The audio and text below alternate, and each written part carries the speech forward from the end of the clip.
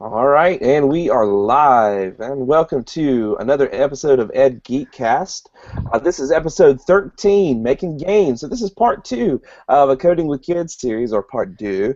Um, it's one of our, I think that's what it says on our website. I need to change the Pardon. show notes to that. Part two. But anyway, we've got a great show for you tonight. Now, you may notice that there is not. Where are my colleagues? Nancy and Jennifer. So we had to reschedule and do some things, and as it turns out, it's just me tonight and my friend here. But let me do formal introductions here. Welcome to EdGeekCast. This is the web show for, by, for, and about geeks who teach and people who are passionate about education. My name is Lucas Gillespie. I'm the Director of Academic and Digital Learning for Surrey County Schools in Western North Carolina. I'm a gamer, a geek, a husband, a father, and all sorts of other labels. And typically this is the part where I introduce my colleagues, my partners in crime, Jennifer and Nancy, but they're not here tonight. Both of them are a little bit under the weather and had prior engagements. I hope you guys are, if you're watching, I hope you feel better soon. But we're not without a great guest. Tonight we have with us Mr. Steve Isaac. Steve, I'll let you, after I swat flies here, um, I'll let you introduce yourself, Steve. Great. So I am Steve Isaacs. I teach video game design and development at a middle school in New Jersey, a public middle school, William Adam Middle School, and I've also developed and teach an online version of the course for virtual high school, which is an online high school. And also, I'd just like to throw in that over the last, I guess, about 8 months, I've been moderating a Twitter chat called EdTech Bridge, where we're bringing together, basically all the stakeholders related to EdTech, including developers, educators, parents, students, and researchers, trying to basically form real, authentic relationships to help bring people together to collaborate on EdTech products, and that's been pretty exciting for the past year. Very cool. And hopefully, if you would, we'll add that information to the show note about the time and the hashtag and all that, Sure. and we can get folks plugged into that. Great. Well, we're excited that you're here tonight. And so just a reminder to folks who might be watching online, the best way to communicate, this is a live show, and we really encourage you to participate. You can always participate after the fact as well. We're always listening on Twitter.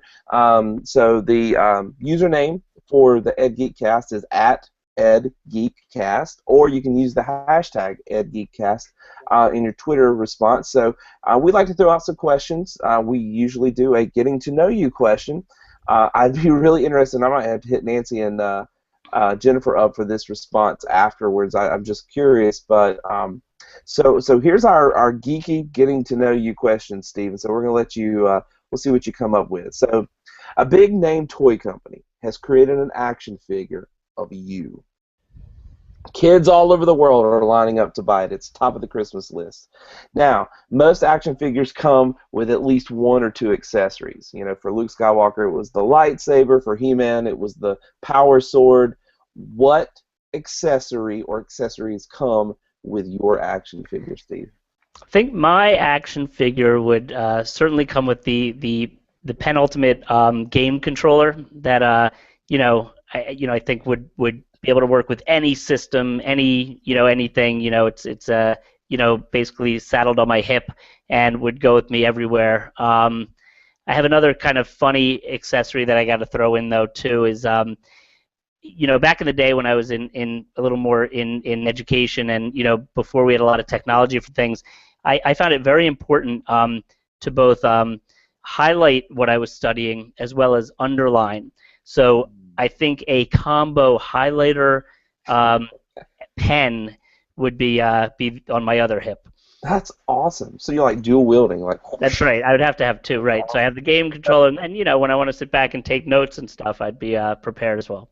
Dude, that is awesome. That is awesome. With realistic highlighting action. That's right. Yeah, so I was trying to think of mine too, and I think I would I'm sort of going cyborg or something. I don't know, or steampunk or not steampunk, but cyberpunk, I guess. I would go with the Oculus Rift headset. Oh yeah. And then I was trying like I gotta have two, so I'm gonna go with a boombox. Ah, nice. Just because this is retro, and I like some of the retro stuff. We have an ongoing thing too. We talk a lot about music here too, and like what kind of quirky retro, a lot of '80s music and stuff like that we're into. So I'm gonna throw that question out to those watching. I challenge you, those of you who are watching the show, tweet back to us, hashtag EdGeekCast, and let us know what accessories would be in your action figure. All right, so we're going to be looking for those throughout the show as well. And also, as we're going through and having this discussion tonight, talking about coding and game programming with students, if you have questions for Steve or for me, just put those out in the Twitterverse, and if they're tagged EdGeekCast, we will see them, and so we'll respond back. All right, you ready to get started, Steve? I'm ready. All right, here we go. So we want to talk about coding. At our last episode, we had Miss Tuttle from Bug Elementary. She was talking about getting elementary kids in coding and creating things with coding. So we're going to take that to the next level. We're going to talk about middle school level tonight. That's where you're at, right? Mhm. Primarily with middle schoolers. And you're doing specifically game design, Yeah, right? entirely. Yeah. Okay, so how'd you get started with that? Well, gosh. So it's funny how many years. I would say, is it maybe 17, 18, 19 years ago? My wife and I and another couple opened a game, well, really a training center, a computer training center where we did summer camps, after school programs, and things. And it ultimately became a gaming and training center. So we did a lot of multiplayer gaming. And through our summer camps and things, we started offering all sorts of innovative programs, including game design, which quickly became one of the most popular. So that was, before I was in the school I'm in now. In fact, I taught special ed in a public school at the time. And then I wanted to get into teaching, computer classes. So I did get a job at the local middle school where our store was. And, at first it was one of those things where like our after school program, like lent real well to having a game design club. It was part of our computer club. And then I taught the gifted and talented course for a while. So in the 7th grade class for that, it was pretty logical and made sense to put a unit in, and I had a unit where the kids created a board game and a video game. And then as time went on, I continued to kind of focus more and more on that, and ultimately pitched the idea to my supervisor, and who then we got my principal involved, and they were open to creating a full semester elective course for 8th graders. And since then, we've also changed our 7th grade computer cycle to be a 6-week course in game design and digital storytelling. So it's really evolved to be quite a program. Very cool. All right, that's awesome. So now let me ask. You were talking about initially starting as a club, right? Mm-hmm. Yep. Or as after school, right? So what did you teach during that time? In addition to that. Well, I was teaching computer classes at that time, so it was a little more traditional. At the time, I was the only computer teacher in my school, so I had all the 6th graders, all the 7th graders for the cycle, and then one 8th grade elective. So the 8th grade elective, I think there was a section of computer applications at first, and then some programming courses, and then web design and things like that. But because I had the 6th and 7th grade, and they were more traditional courses at the time, I was the computer teacher, and then would do some of this cool stuff on the side. I got you. Yeah. So now, would you say that the cool stuff is becoming more of a regular part of your day? It's complete. My whole day is cool stuff. Everything. Yeah. So how did that transition happen? Tell me about that. Like how you went from just working this out as an after-school elective to getting it in, or I'm sorry, an after-school club, then to an elective, and then to getting part of the school day and et cetera. Tell me how that worked out. Yeah, I was a lot of my 8th grade electives were like I was teaching what was I teaching? I was teaching a programming applications course at one point and a programming for the web course. So the programming applications course, it always made sense to me. Like if I was giving the kids a project in Visual Basic, why not make it something like a game, a game. And so we did, and it was like, we'd have, I think one of the games we used to have the kids do was something called like Mouse Invaders, and mice would fall from the top of the screen, and you'd click them and get points and whatnot. And then we had some others. I think we, as a challenge, had kids try to write a tic-tac-toe, program and stuff like that. Luckily, I guess I had always had this dream of it being full-on game design and development, and I think I was, for a while a little hesitant to suggest it, thinking it would be like, what do you want to do? You want to teach, games and game design, whatever. And fortunately, my supervisor, Brian Heineman, who luckily is a gamer and actually is in our Clash of Clans clan. Oh, he is? Brutus, yeah. Okay. And so he, when I suggested it with him, he was like, right on with it, and so that gave me a little more confidence to push forward. And he, once we got going, he brought in our principal, and that was where I thought the hard sell might be, and she got it, and she kind of saw like, well, for our elective program, if this is something the kids will be interested in, and she had a lot of faith in us. So she said, let's go for it, and it's just been phenomenal from there. That's cool. So what's awesome to me personally, and I know you've heard a lot of this from me before as well when we've talked at conferences and other places, that I'm hearing a lot of parallels between my story about getting games into schools and how that's worked for me, and the kinds of things that you're talking about now, where you had leadership who didn't necessarily have to be a gamer per se, but listened and understood and extended professional trust to you, and then the way that you came about bringing that into into the school very much parallels the kinds of experiences that I had. So maybe we're coming up with a real roadmap for people, success for people to come up to get these kinds of things into their school. Is maybe this is it. You start as a club, as an activity, something extracurricular. Tie it to curriculum or whatever you can when you can, but then get people in to see what's going on. Yep. Move it into an elective sort of environment, and then go from there. Yeah, I think that's so true. I mean, with the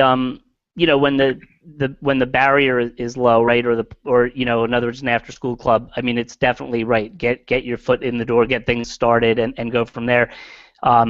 Yeah, and I think it's been exciting because I know from again, speaking and being at conferences with you and such, I think, as evangelists, it's really pretty great to be able to be out there sharing our stories, and I find more and more people are saying, wow, we want this in our school, or and I'm open, I mean, and I know you are as well, so generous with your time and everything.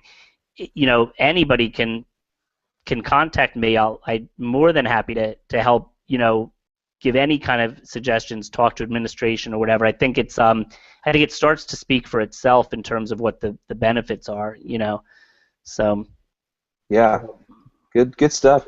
Well, okay, so let me see where to go next. So you said something about AIG students earlier. Talk to me about different groups of students and how they respond to this. AIG students who who aren't identified AIG, different ethnic groups, girls, boys, anything like that. Talk about that for a little bit. Yeah, but it's funny. You're using the term AIG. Is that the gifted group I'm talking about, or what? Yeah. Okay, good. Oh, I'm sorry. I thought that's what you said earlier. I guess I just did the translation. Well, I said gifted and talented, but whatever you want to call it. But is AIG a term? Is that a term that you use, down south? North Carolina thing. Down south. Cool. Academically and intellectually gifted, I think. Okay, perfect. So, the funny thing is we don't have that program per se anymore. What was so great, though, is that when we did, because we were providing enriching activities, it lent so well, I think, to non-traditional, approaches, and the kids flourish in that environment. I'm seeing now so many kids. It's very interesting actually. A lot of the kids that I end up having in my classes now, many have pretty significant learning disabilities as well, and even it's kind of neat to see what how a topic that speaks to kids really drives them, and not only that, I think in this case I have very gifted kids, and I have the whole spectrum now, but in this case now I think and with like I use 3D Game Lab, so there's a lot of differentiation involved in terms of choice in learning. So it really kind of accommodates all levels. But the gifted kids, I mean, it was pretty neat to work with them with that unit that I did, because I did do both board games and digital games, and they a lot of pretty typical, like not typical, out of the box thinking kind of stuff, and it was neat to see what they could come up with given the opportunities. But like I say now, giving that opportunity to everybody's even more exciting, I think, because I'm seeing a lot of what kids can do. Good, good. Well, so tell me about like gender stuff. So that's something that people always ask me about the game. They're like, so tell me, are girls interested in this at all? What have been your observations? Yeah, I'm really glad you asked that, because when I offered the class as the 8th grade elective, and so the way our school works, we have this 6th and 7th grade cycle program that are basically considered exploratory courses, like your fine and practical arts and everything, and then in 8th grade they choose electives. So the electives, in theory, they take these 2 years of these cycles, find out what they like, and then hopefully take an elective that is meant to kind of further feed that interest. Well, when I was offering the game design class initially, there was no real feeder, so to speak, because the computer cycle didn't really feed into this. So the kids would see about a 5-minute presentation where we all talk about our electives, and they would then see the course catalog and be expected to pick their electives. Now, for most things, if it was foods or art, they had a context. Video game design, I was getting 95% boys at that time, and that was very concerning. So that's when I pushed for the 7th grade cycle course, which all of our 7th graders take, is now video game design and digital storytelling. For a lot of it's for that reason. I wanted everybody to have that exposure, and then when they go to choose their electives, to have a context from which they're coming from.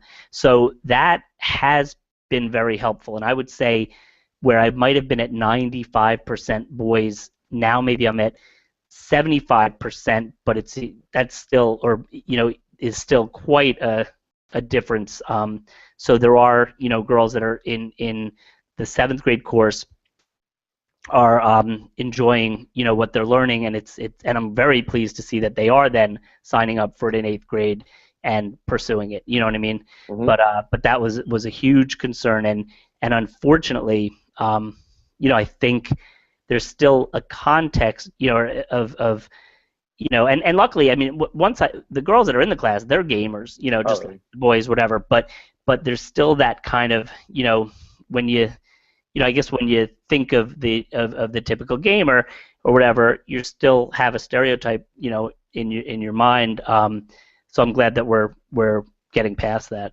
Yeah, yeah. Well, and I think you have a daughter. Or I have 2 daughters. 2 daughters. Okay, so me too. And this is something that's near and dear to my heart, is that I overcoming those stereotypes, and really I want them to pursue the things that they have an interest in, but I certainly don't want it limited by sort of those gender type roles, and so it's interesting. This conversation always is something that's interesting to me, and that gets on my radar. Is are we encouraging girls to pursue exploring gaming and game design programming and things like that, and can we break those stereotypes down? Right. So that's something that's interesting. I'm glad you're seeing the kinds of I saw the same kinds of things with our programs as well. It's that there were some stereotypes, but the girls who came in either willingly or somewhat reluctantly, once they were in it, and they Right. were they were loving it. Yeah, And yeah, and I'm so, finding the same. However, it's so much better when it's more than when it was only one or two girls in a class. I'm sure they looked around and were like, should I be here? So yeah, now that it's at least five, six girls, it makes a huge difference because that question doesn't have to be the kind of in the background. Yeah, and it's funny. Well, my wife, she's also a technology teacher. So and interestingly though, and like you said, you made a good point about your kids being interested in what they're interested in, right? Like you, at the same time, you kind of want them to be interested in a lot of the things you are. And my girls just aren't very interested in a lot of the geeky stuff that I am. And and it's my wife that is also, so it's not like it's only coming from one side here, but my one daughter, she'll play Minecraft with me now, which took a while. She and I started playing Magic a little bit, so mm, there's some of it, but it's definitely you know yeah, I don't know what makes like you say, you can you can lead the horse to water. That's about it, right? And, even my own right, kids, I right. can't. I hear you. Same thing here. Both I and my wife are pretty geeky about the stuff that we're into as well, and my daughters, some things they're into. Yeah. They're really into Doctor Who. Okay, so See, okay, that's cool. there's hope. There's hope. Yeah, And yeah. Minecraft and stuff, but they have their I guess stereotypically less geeky things that they're into as well. So Right. I guess balance is all right. Um, okay. So, tell me about like where you start kids and where they end, and maybe throw in some stuff about the platforms Yeah, that sure. Well, so because we started the seventh grade class, my seventh graders, I typically use GameStar Mechanic, which I really like for what they're doing because that course, we built it to be game design and digital storytelling. So there we teach that, the design elements and the fact that the game can, in fact, tell and should tell a story. So so that's an interesting place for them to come from. So it's much more design than it is development. They're not really programming much. However, this year I decided to introduce both GameStar Mechanic like I usually do, and also have a few days of instruction in Scratch. And now I let the kids choose between Scratch and GameStar Mechanic for their final project, which is about a project they spend about a month on. So it's been neat this cycle to see, um, you know, kids take either path, and and support them in both of those. So Scratch is more code oriented, if you're familiar, and it's all the drag and drop blocks of code. And GameStar Mechanic is very much game design, so they're different. And the so for Scratch, I just have, if they're going to go that route, they can either make it more of a story, or it could be a game, it could be whatnot, but it should have interactive elements. And their GameStar games are certainly a game. So those are both pretty easy points of entry. The potential with Scratch from a programming standpoint is pretty great. So I'm interested to see, after a full year of using both, how that plays out.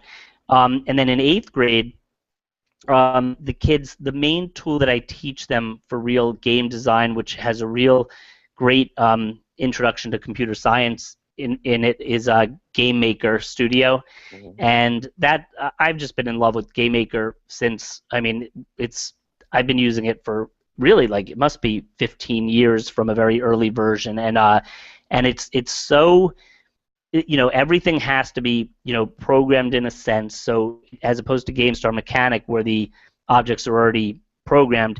In GameMaker, the kids program it to do whatever it's going to do, but also there's a drag and drop interface with kind of like blocks of code, like but the way that it appears if they use like a conditional statement really looks like syntactically correct. So when I then show them how it matches up with other programming languages or how it would look in code, it's easy to do that. And GameMaker also has a language behind it called GameMaker language. So kids could go on their own and also rather than using the drag and drop approach, they could actually learn coding and do everything with coding there. Then I also in that class also use the Portal 2 Puzzle Maker, which is the built-in puzzle maker for the commercial Portal 2 game, and that is again more design oriented because they're not programming anything, but if I'm teaching design thinking and iterative design, they're learning, okay, so I design something first, I build it, okay, now I test it and make changes throughout, have other people test it, make changes, and that process is pretty great, for kids to see. And then the other, which I started just a couple years ago, was our Minecraft project, where the kids build a game inside of, in Minecraft. So that gets real interesting depending on how advanced the kids get with, whether it be command blocks or redstone, and the idea should be that because it's a game, it should be, automated in a sense that once the game starts, it's not like you need a person there watching or telling you, how to play. At that point, it should be a full functioning game. So that, and then I do all sorts of side quests and things which involve anything from coding with like code.org and Code Academy to writing. The kids have a choice. They could write a text-based adventure game. There are a lot of tools for that. So, the sky's the limit, but the three main, I do it like main quests, and then the side quests are our main quests in 8th grade are that Game Maker, the Portal 2 unit, and the Minecraft unit. So, and then there's so much that they could then expand to in high school and beyond, and and my goal is always to scale the curriculum. I'd like to see kids doing some stuff earlier than they hit, than when I get them, and then certainly afterwards. Yeah. Yeah, I definitely agree. And so, I had a good question and I lost it. So when it comes to game design with students, what are some things that you notice? Like, what are some things that they really struggle with? What do kids struggle with when it comes to game design, big picture, and then when it comes to the coding part itself? Sure. Well, big picture, my gosh. For one, time management is a killer for middle school age kids. They get caught up in, I have to. One of the things I'm continually emphasizing is game mechanics and playability first, and then we'll go back and worry about the graphics and things. So I'm always encouraging them. Let your main character be a square. Let the maze that it goes through, whatever it does, be all just squares, triangles. I don't care, circles. And then later, once all the mechanics are working, you can swap out. Once you change what the graphic is for that main character, then the whole game graphics change. But kids get hung up on working on something like the graphics, and they'll spend all this time, and then we'll be at a checkpoint, and they'll have like just about nothing done, even though it seems like they've been working hard every day in class. And I try to create what I call it, like a studio-like environment. So there is a lot of freedom in the classroom, and they're working kind of on their own and with my support. So there are times that several days could go on, and if they're actively working, I might not have even had reason to necessarily know exactly where they are, and to then find out sometimes that they have a long way to go. So but we have checkpoints where they test each other's games, so that always comes as a good place where it's like, wait a minute, you should have at least this much by now or whatever. So that part's tough for kids. The idea of designing for an audience is a tough one, and I love watching kids who, when I play a kid's game, they want to tell me what I should be doing. Oh no, go there, and I'm like, no, you know what? If I'm playing your game, you know, keep your mouth shut and just watch and observe and see it from from my eyes, and so when they try to then watch somebody else play their game and continually do something different than it seems so obvious to them, that's a real interesting experience for them because they're sure that the way they designed it makes perfect sense and that's how we should play it. So Hmm. you get all those kind of things, and of course debugging problems. I mean, a lot of them are used to having, like they have a problem, they expect somebody to fix it or something, and that's a big part of their responsibility at this point. So it's very interesting to see them grow in those ways. Hmm. Well, so it's awesome. So what I'm hearing you say is that through this process of designing a game, they're working solo or in teams, I Hmm. assume. So there's Yep. time management involved. There is a sort of a project management aspect involved, Yep. and then this idea of I'm publishing or I'm creating something that's to be consumed by an audience or someone else. Which so yeah, if you don't if you don't see another reason for integrating this kind of thing in your curriculum, I don't know what Right. there is. I mean, you're hitting like all these things that we say that we Right. want kids to be doing, and this is something that they're probably engaged in because a lot of our students have a real passion for games. It's sort of Exactly. a very relevant medium for them. It's funny because I see in the very limited amount of kind of parallel stuff that I've done, mostly with teaching some game design through Minecraft with students. This is the same kind of thing that I see with them as well. It's that okay, you've designed this experience, and all that you can tell me when you turn this in is here's your starting point. This is where you Yep. start. That's what I require of Right. them. Right? Tell Right. me where I start as a player, and so it's a real leap, and I think some real critical thinking for a student or for a designer to have to design for an audience that you don't know, and that you're not necessarily going to be there. And so that's one Right. of the I tell them is like, here I am in your game, and I don't know what to do next. There's nothing to guide me in this process. There's nothing to say, okay, great, you've done this. Now, that kind of leads me on to the next part of it. So Right. it's interesting that you're seeing the same kinds of Oh, things. totally. Yeah. Yeah, I always tell the kids that I've yet to walk into GameStop to purchase a game and have them send the developer home with me to help me play it. Right, exactly. Um, well, that's cool. So what's on your radar?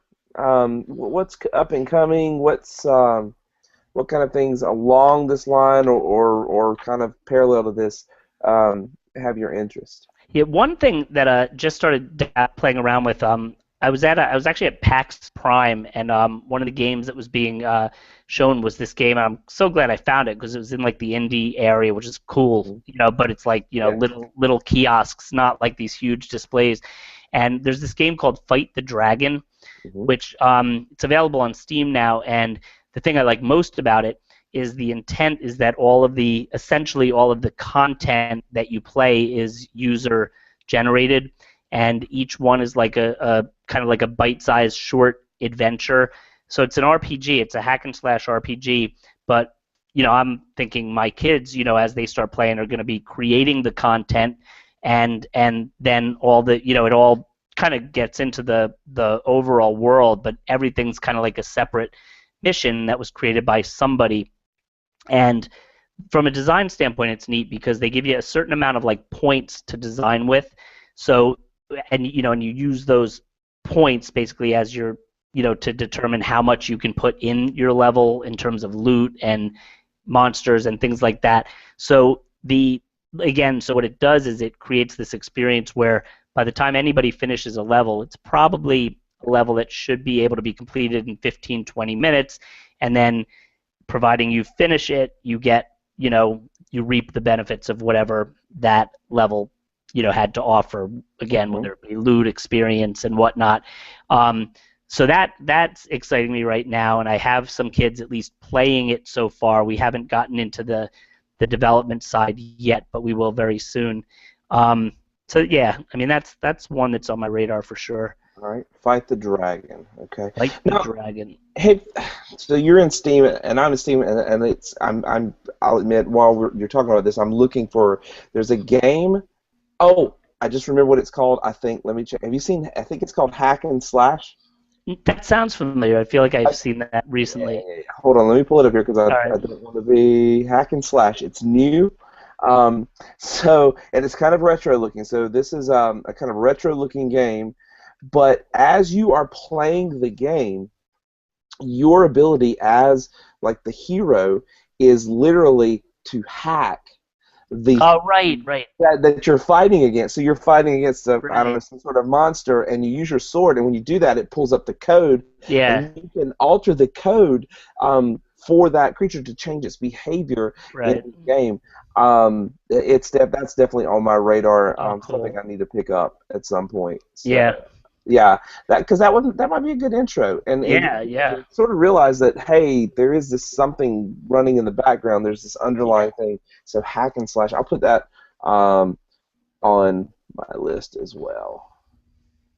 Um, Very cool. And I need to look more into. I think you mentioned Fight the Dragon to me one time, and I need to go back and revisit that. Yeah. Currently, my entire computing existence is on a MacBook Air and an iPad. Not Okay. exactly. You might Art. be able to Fight the Dragon might work on the MacBook Air. I know. Well, it's definitely Mac and PC, and it's not a intense resource hog by any means, which is Okay. good too. Yeah, I'll check that out.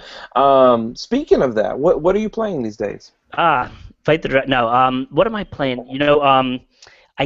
I want to say that I'm playing The Wolf Among Us, but that Mm, means that I bought it and I played about the first half of the first episode so yeah, far. yeah, But it's one that I want to be playing. I am playing Clash of Clans. You might mhm, know. yeah. Um, what else am I playing? Hearthstone a bit. Mhm. And I am just getting into, trying to get more into tabletop and board games too. I don't know if you saw, I had been tweeting out. I did a donors choose like last week for to get some board games, mainly so my kids could analyze the game mechanics and things. So pretty soon I'm going to be getting boxes and boxes from Amazon with all these great board games. So I have Oh, yeah, so I have a group of kids at lunch that we've been playing like the last few days. We've been playing Pandemic. Have you yes. played that? Yep. I'm aware of it. I haven't played it yet, but everybody tells me that I need to. That it's a Yeah, it's great. cool. So stuff like that. But the sadly the fact that and I'm sure the feeling being so busy. That's where the casual games. Thank God for casual games because Yeah, it's like really. I can play Clash, in between this and that and whatnot. But I'm looking forward to retirement when I can really play MMOs like they're meant to be played and stuff like that. How Yeah, about you? I What are you playing? well, Clash of Clans is it's definitely on my iPad, and then another casual one that I've kind of gotten into a little bit. Spellfall. I don't know if you've Oh, seen that. It's a match three type okay. game, but it's sort of progression RPG like. Oh yeah. Yeah, it's kind of fun. Is that like Um, what was the old one like that was really great? uh, What the heck? yeah, I know what you're talking about. It's got a skull as the icon, right? Yeah, And I then think like yep. yeah. Puzzle Quest, Puzzle right? Quest. That's it. That's And it. that was Puzzle Quest. great. That is That that's a great yeah, game. yeah. Yeah, kind of like that with um, yeah, maybe a little less on the storyline. There's a storyline. I just need to read it, I suppose. Uh, Yeah. um, and let's see what else. I don't know if I'm allowed to say this, but I'm trying out Heroes of the Storm. I got into the beta Oh, for that. nice. How's I that? just started trying it out yesterday. I don't know if I'm supposed to say this either, but it's awesome. Oh, good, good. Now, if That I'm you're gonna love because I'm a yeah. huge Blizzard fan. Now that's like a MOBA type game, Yeah, right? yeah. So it's a game like League of Legends. Yeah. I mean, very similar, just very Blizzard flavored, and it's Nice. awesome. It's Oh, just great. funny, be running around with, a World of Warcraft character fighting Diablo in one of the Right. Space Marines. Yeah. So That's another Diablo 3 is high on my list of things to get now that so at school I have, the Xbox One for we're mhm, using Project Spark with that, which kids are starting mhm. to dig into, which is really cool for development. But Diablo 3, I don't know if you've tried that on the Yeah, consoles, but they or did not a on the nice console job. yet. They did a really nice job of bringing that to the next gen consoles. So that's so again, if I, when time permits to play it, I'll grab it. But and Strife, have you heard of or seen that? Mm-mm. That's another MOBA type game that looks real good, and I played it a little bit. But when you mentioned Heroes of the Storm, I thought of that, and that's another one that's high on my list. Strife, it's called. I need to check that one out as well. Good stuff. Um, okay, so what have I not asked you? I don't What know. else is? I know there's a lot more to what what we're talking about tonight, and getting kids and getting Yeah. them into games Well, and stuff. one thing I'll just kind of chat on if you're looking for it. Another grant that I got through Donors Choose last year was called uh, Empowering Learners in the Maker Age, and that's what got me to get the Xbox One with Project Spark. So what I have now going on is I have like a Genius Hour 20% time type thing going where one class period a week my kids are working on a project that's passion driven, and I give them options. I have the tools available, but it's not things I'm necessarily teaching. So, and actually this one I took out of the Lucas Gillespie playbook. What I have them what I have them do is because when we started with the Minecraft server last year, and you had the Redstonia quest, Yeah. you had I think the watch it, build it, and then the create and build. I don't know if that's what I think that's Yep. how you modeled it, right? Hmm. So that makes so much great sense. So what I have the kids doing with these side projects is they first do a watch it, build it. So if they're doing like the Raspberry Pi or the Makey Makey or Project Spark, they find something to recreate, based on a tutorial to get their feet wet, and then they do a design and build where they come up with their own plan. So if it's Project Spark, they'll create a full game. If it's Disney Infinity, they'll create a world. The Makey Makey, they might create like a musical instrument.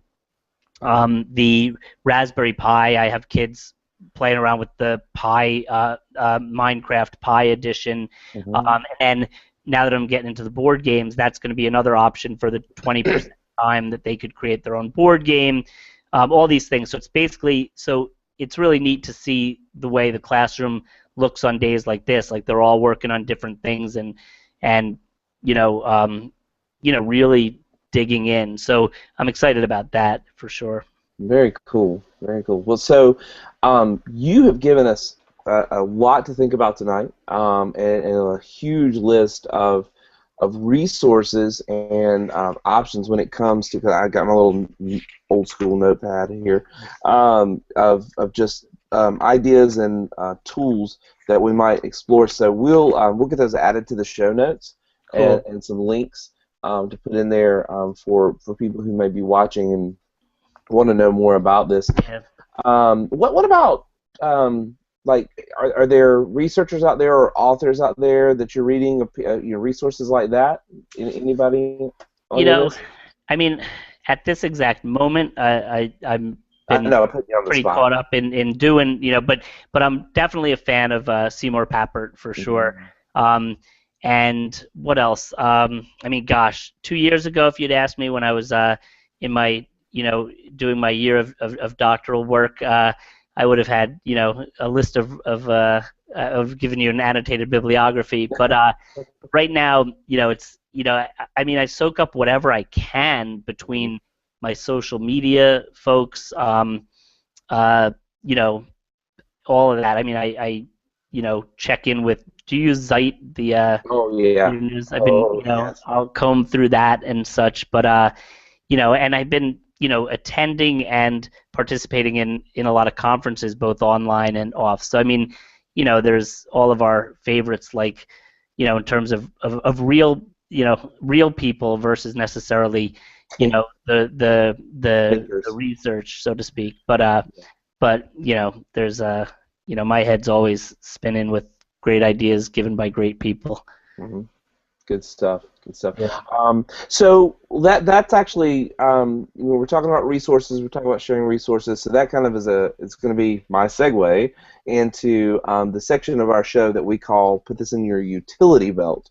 No superhero goes without especially the Batman style superheroes don't go without a lot of things in their utility belt. And this part of the show, we actually share resources with our viewers, just tools, Web 2.0 tools, tips, tricks, hints, anything like that. Sure. So, Steve, do you have some things you want to share tonight? I do.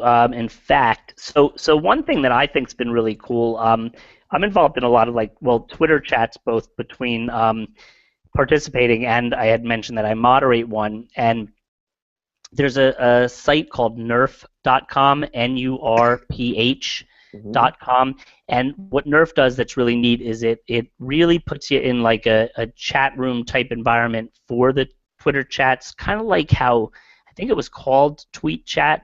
I don't know if it broke or if it's still around out there somewhere, but Nerf does a really nice job, and what they'll do also is you could schedule the chat through their site, and they archive the whole chat, including statistics from the chat, the full replay that you can do, at a faster speed and whatnot, but it still shows it tweet by tweet. So I think I put it in the show notes, so if it makes it in there, I put up there nerf.com, but I also showed the for the chat I do, EdTech Bridge. You can visit and kind of get a look at what how it looks, from in terms of the replays and such. And another one is I'm big, especially with my students, into social bookmarking, like Digo.